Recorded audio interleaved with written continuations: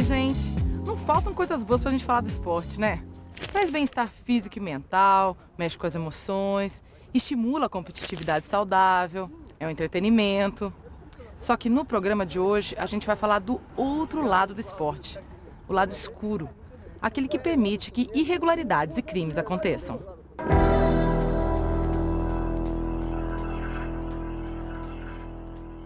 É claro que sabemos que o dinheiro rola muito no futebol, cada vez mais. O Brasil é o maior exportador de jogadores no mundo e os clubes de futebol são lugares propícios para lavagem de dinheiro.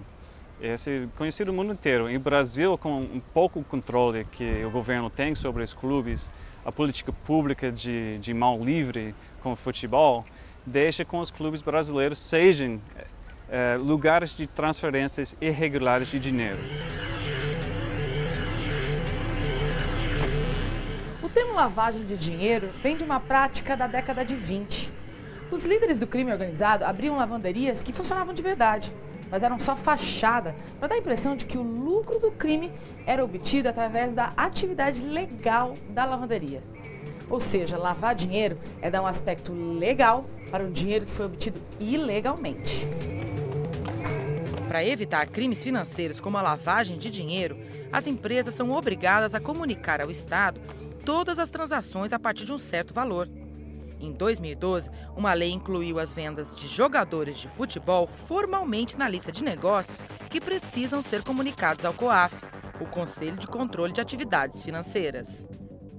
Todas as suas negociações, todos os seus contratos precisam ser registrados. Todas as pessoas relacionadas com aquele negócio precisam ser cadastradas. Todas as operações, quanto valeu, para onde que foi, isso precisa ser registrado.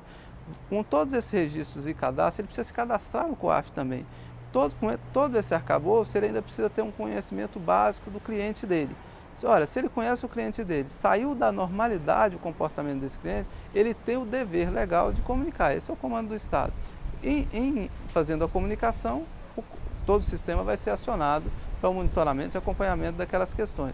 Ocorre que mesmo quando esse setor ele não faz a sua parte, mesmo se ele não fizer, outros setores o fazem. Por exemplo, se um setor do esporte, o setor lá, determinada entidade de esporte, ela não comunicou algo que era suspeito, em um banco, por exemplo, aquela mesma entidade, aquela mesma pessoa fez uma movimentação em banco e o banco achou aquilo suspeito, o banco comunicará para um outro regramento legal. Vamos tentar dar um exemplo para quem está acompanhando o lance legal. Se um time vende um jogador por 30 milhões de reais e um outro time vende um outro jogador, só que de base, de 17, 18 anos, por 30 milhões de reais também, essa operação, por ter o mesmo valor, mas qualidades diferentes de jogadores, ela é vista como suspeita? Essa dificuldade de você saber qual é a regra de precificação disso, por si só já é um sinal de alerta. Quer dizer, como que você, na realidade, compara o preço de cada negociação dessa se você não conhece esse setor profundamente? Então, esse já é um sinal de alerta. As próprias negociações, como elas são feitas, como existe um fluxo transnacional enorme nessas operações, já requerem um cuidado especial, à medida que você tem fluxo interno e fluxo também com outros países.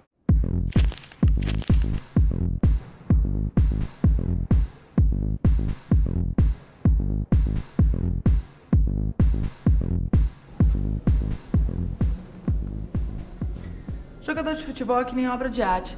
É difícil a gente precisar exatamente o valor, até porque envolve talento. Afinal, quem é que vai dizer se o Neymar, por exemplo, vale mesmo todos os milhões que foram pagos por ele? Mas é justamente essa liberdade na hora de estabelecer preços milionários que faz o futebol um prato cheio para lavagem de dinheiro. Mas será que colocar um teto máximo para o salário dos jogadores poderia resolver o problema? A questão do teto salarial ela é fundamental, porque hoje grande parte do valor do futebol é capturado pelo jogador e pelo seu empresário.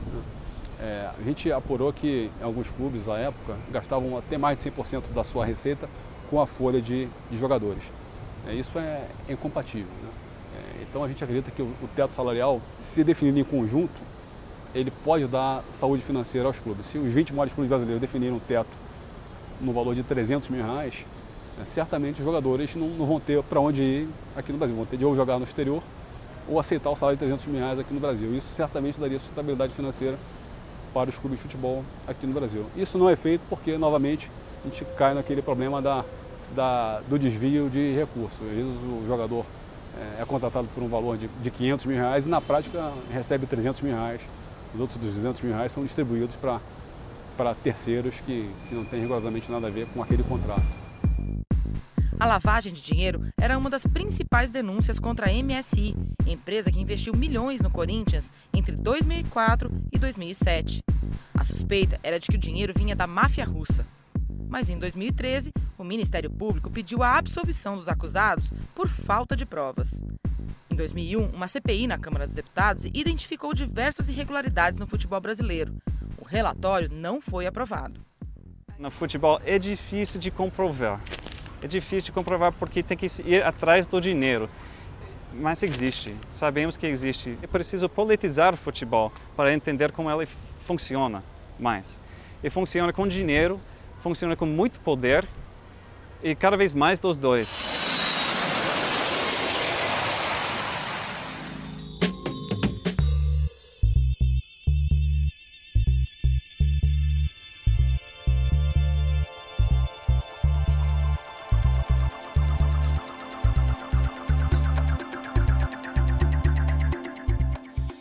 Inaugurado na década de 40, o Estádio Municipal Paulo Machado de Carvalho, o Pacaembu, é um dos principais palcos do futebol brasileiro.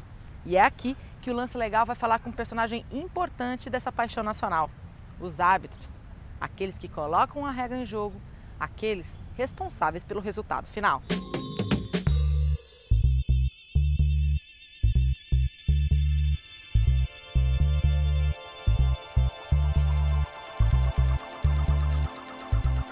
Quem é que nunca chamou um árbitro de ladrão? Pois, para fazer justiça, eu estou aqui com o presidente do Sindicato dos Árbitros de São Paulo, Arthur, e eu queria saber de você o que está sendo feito para evitar que as falhas dos árbitros interfiram no resultado dos jogos. Nós estamos trabalhando muito, desde 2005, com um projeto de aprimoramento, instrução aos árbitros. Então hoje foi criada, quando eu digo em 2005, foi criada a Corregedoria da Federação Paulista de Futebol, onde o Dr. Bento da Cunha, um delegado de Polícia Civil, investiga a vida dos árbitros, investiga a vida dos nós dirigentes. O árbitro é o único que lá no campo, para ele entrar no campo, ele apresenta todos os documentos possíveis e imaginários. Em 2005, o Brasileirão teve 11 jogos anulados por causa de um esquema ilegal de apostas. Segundo as denúncias, a máfia do apito combinava determinado resultado em jogos apitados pelo árbitro Edilson Pereira de Carvalho e, em seguida, apostava muito dinheiro naquele resultado. No Brasil, a prática de apostas é ilegal, mas elas são feitas via internet em sites baseados fora do país. Existe a suspeita de que o crime organizado internacional use o lucro das apostas também para lavar dinheiro. Outra denúncia recorrente é a de preferência de escolha dos árbitros em determinada partida. Como evitar que a escolha desses árbitros, que os árbitros não sejam mais favoráveis a um time ou ao outro? O sorteio da arbitragem é uma lei federal, onde foi homologada pelo presidente da República, pelo Senado, com o Congresso, que criaram, depois de 2005, todo aquele escândalo que teve na máfia de todo mundo. Aí foi criado o Estatuto Torcedor, onde entrou o sorteio aos árbitros. Então nós, dirigentes, 48 horas antes, nós temos que fazer o sorteio daquela partida. E aí depende, Então vamos lá. Pode ser que o árbitro, 19 rodadas não entra. Na última rodada, onde define classificação, ele caia.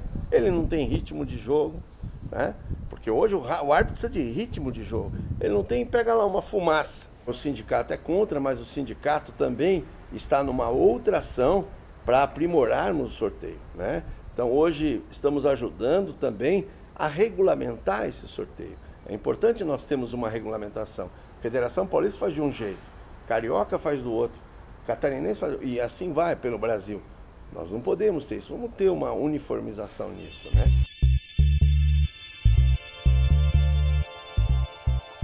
Dizem que tem árbitro corrupto, dizem que tem a mala preta. Peraí, mas por que só o árbitro? Dentro de um campo de futebol temos jogadores, diretores, gandulas, temos treinadores, o treinador erra, o jogador erra um pênalti, um dirigente contrata errado. O árbitro ele é falível de erro, ele vai errar, não tem jeito, você está falível a erros. Só que muitas pessoas levam para o lado da desonestidade, da má fé. Acredito e confio que não exista, né, nos dias de hoje esse tipo de coisa na arbitragem. Em 2005 eu estava no quadro, né, fiz diversos jogos, entre eles alguns que foram cancelados, eu estava como quarto árbitro, mas te dou total certeza de que dentro de campo não percebi o que estava sendo feito. Só fui tomar a ciência mesmo depois que estourou tudo, que aí você vai começar a pensar, a refletir, mas para a gente que estava dentro de campo, para mim eu não percebi nada de anormal. E se tivesse sido feita uma coisa muito gritante, a gente perceberia na hora. Você disse que em 2005 foi sutil, né? O que garante que não está acontecendo a mesma coisa hoje? Fala-se muito, mas entre falar e provar e ter a certeza existe uma diferença muito grande. Um campo de futebol tem no mínimo 4.000 metros quadrados e apenas 4 pessoas compõem a equipe de arbitragem. Portanto, cada um tem que acompanhar tudo o que acontece numa área equivalente a 2,5 quadras de basquete, que conta com 3 árbitros para uma quadra só.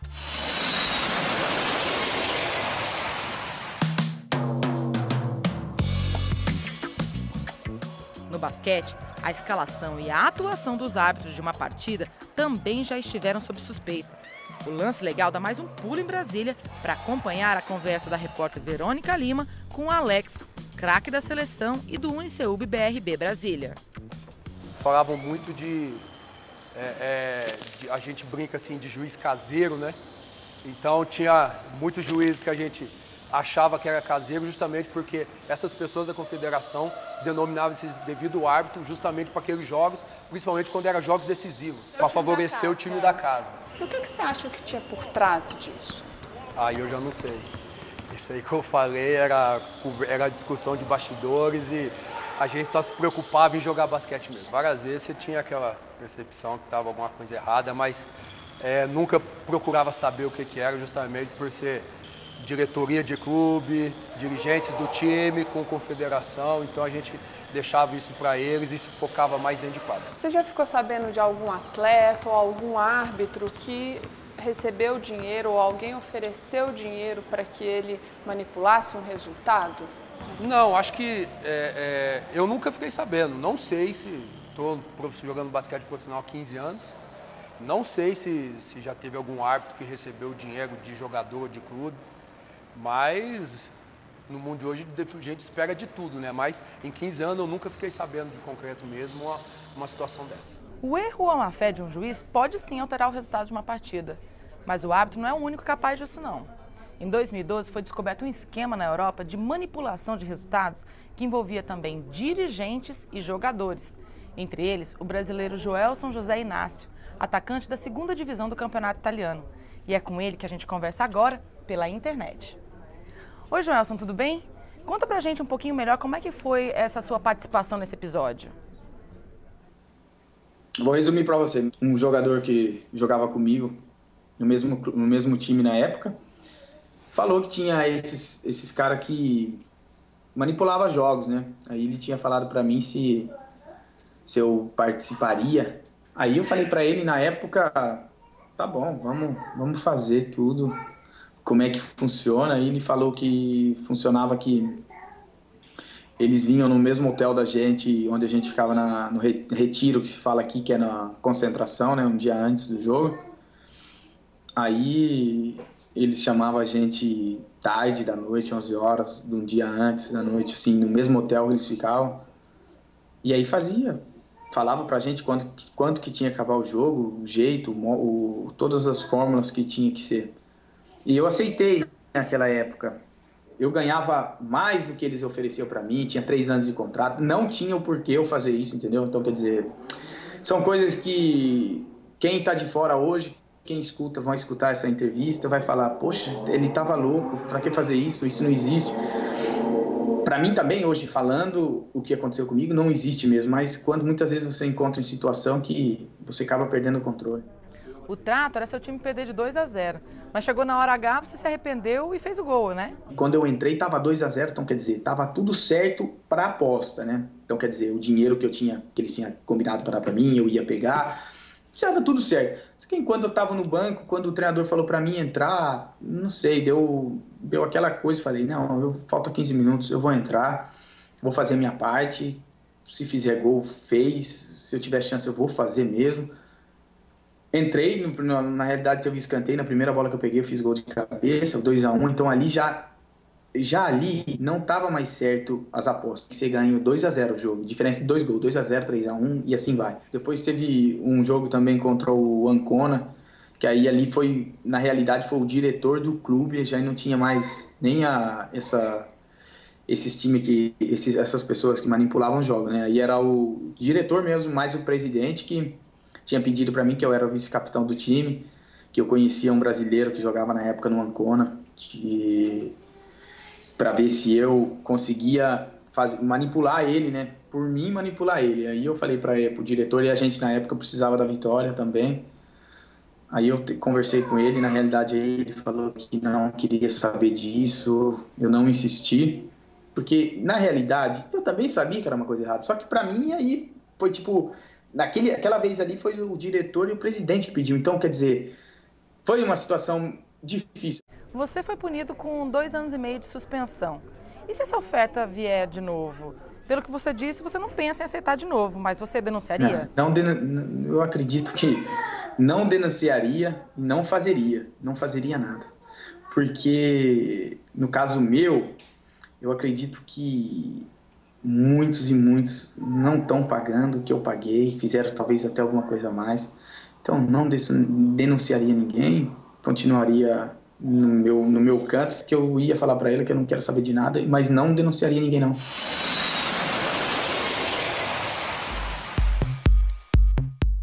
O Lance Legal vai falar agora de gestão.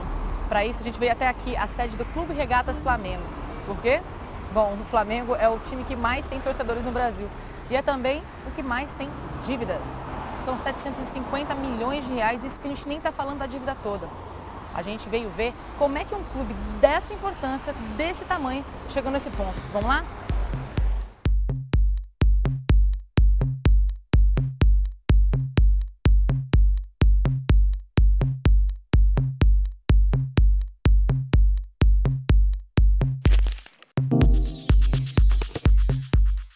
Eu estou aqui com o presidente do Flamengo, que além de ter que lidar com os 40 milhões de torcedores, fazendo pressão, querendo resultado dos times de futebol, de vôlei, de natação, ele também tem que lidar com o dia a dia da administração do clube.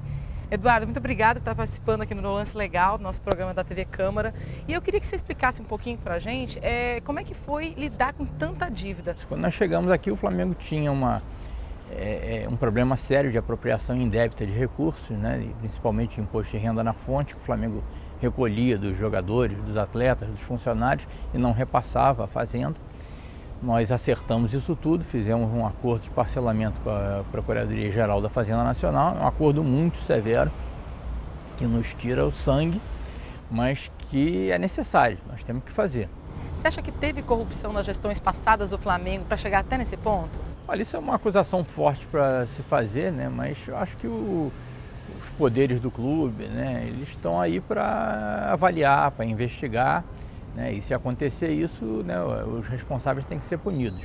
Mas no mínimo você pode dizer que houve irresponsabilidade, né? Isso daí não dá para você imaginar um clube que pode movimentar tanto dinheiro, que pode movimentar tantos recursos, quanto um clube que tem 40 milhões de torcedores fiéis. Por que um clube desse porte, né, com esse potencial, chega na situação caótica que o Flamengo estava quando nós encontramos? Eu acho que a impunidade contribui para que esse estado de coisas permaneça. Eu acho que a punição tem que ser tanto esportiva, né, no caso da perda de pontos, impedimento de se disputar um campeonato, no caso de não apresentar as certidões negativas, por exemplo, né, como punição da pessoa física mesmo, para o administrador que se revelar incompetente, né, ou mal intencionado.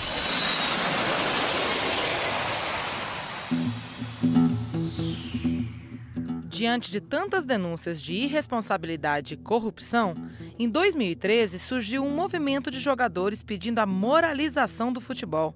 A principal bandeira do grupo é o fair play financeiro. O fair play financeiro nada mais é do que fazer com que o clube gaste aquilo que ele arrecada. No Brasil nós temos uma prática do clube sempre gastar um pouco a mais daquilo que ele arrecada. Se o clube arrecada X, ele teria que ter um compromisso, como qualquer empresa, de gastar esse X. Mas o clube sempre quer ultrapassar um pouquinho esse X na expectativa de conquistar um título, de fugir de um rebaixamento, de conseguir uma classificação para algum campeonato. E o que a gente está pregando é que o jogo limpo seja aplicado fora de campo também, ou seja, o clube que ganha um determinado valor, que faça o ano todo com aquele valor, que pague em dia seus jogadores, seus funcionários, seus fornecedores, seus impostos, para que tenha um equilíbrio na própria competição. Em 2013, os vencedores de 3 dos principais campeonatos da temporada entraram também para a lista dos mais endividados do país. Flamengo, Botafogo e Atlético Mineiro ficaram com o primeiro, o segundo e o quarto lugares no ranking de dívidas e levaram, respectivamente, a Copa do Brasil, o Campeonato Carioca e a Libertadores. A dívida está girando em torno de 5 bilhões de reais e é uma coisa cultural que vem vindo ao longo dos anos. Como é que você acha que chegou até esse ponto? Os clubes eles sempre fazem o cálculo do que eles têm para gastar sem considerar impostos. Importante dizer que esses 5 bilhões, quase 5 bilhões, são só de impostos. Existe ainda uma outra dívida, que são as dívidas trabalhistas de salários que os clubes não pagam. Isso também acontece em quase todos os clubes do Brasil. É algo que os clubes... Primeiro, uma parte cultural, os clubes não pagam mesmo, nunca pagaram, e segundo, é a sensação de impunidade. Nunca aconteceu nada contra os clubes, sempre tem algum respaldo do governo. Em 2007 nós tivemos o Time Mania, que consolidou as dívidas e fez um parcelamento, e teve como grande defeito não exigir nenhuma contraprestação, ou seja, não exigiu que os clubes, a partir daquele momento, começassem a pagar os impostos de forma rigorosa. Aconteceu que no dia seguinte os clubes já começaram a não pagar impostos. A Lei de Responsabilidade Fiscal veio para moralizar a gestão das contas públicas no Brasil e evitar que prefeitos, governadores e o presidente deixem dívidas impagáveis para seus sucessores. Embora os clubes de futebol no Brasil sejam entidades privadas, eles recebem recursos públicos, como os da Time Mania.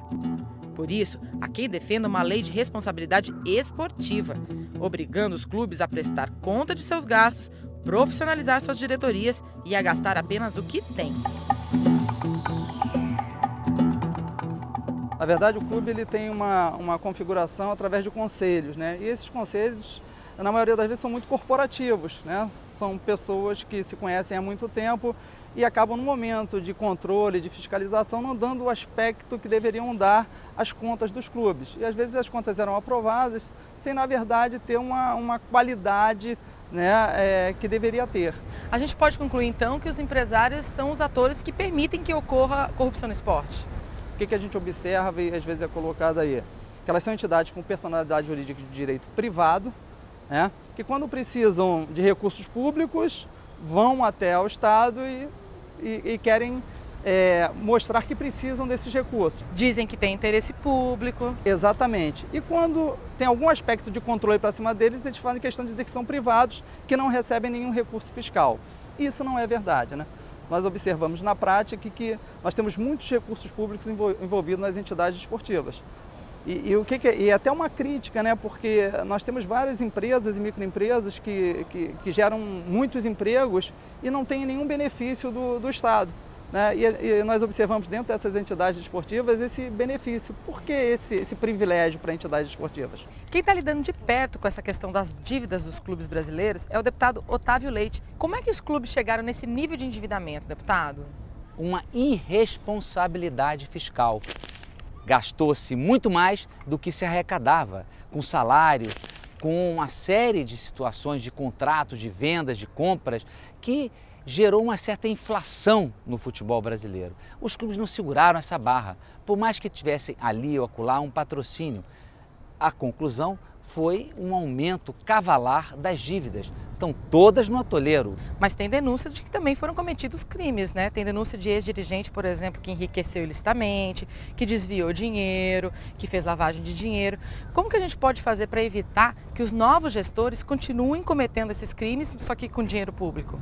O clube que receber, direta ou indiretamente, um recurso público, ele tem que ter transparência total. Transparência total nas suas contas, nos seus contratos, para que a sociedade saiba que aquilo foi feito daquela maneira. Outrora, os problemas aconteceram muito por isso, porque por uma gaveta ou por debaixo dos panos, muitas alquimias contábeis foram feitas e contratos irregulares e falcatruas e por aí vai. Isso tudo tem que ter curso no campo penal. Daqui por diante é o que nós estamos querendo ver. Nós não vamos anistiar nada, em absoluto. Nós queremos que os clubes tenham um novo horizonte. Cabe ao Congresso Nacional encontrar uma saída que seja justa, equilibrada e possível de ser alcançada, desde que os clubes se ofereçam, topem, se ajustem a cumprir responsabilidades fiscais.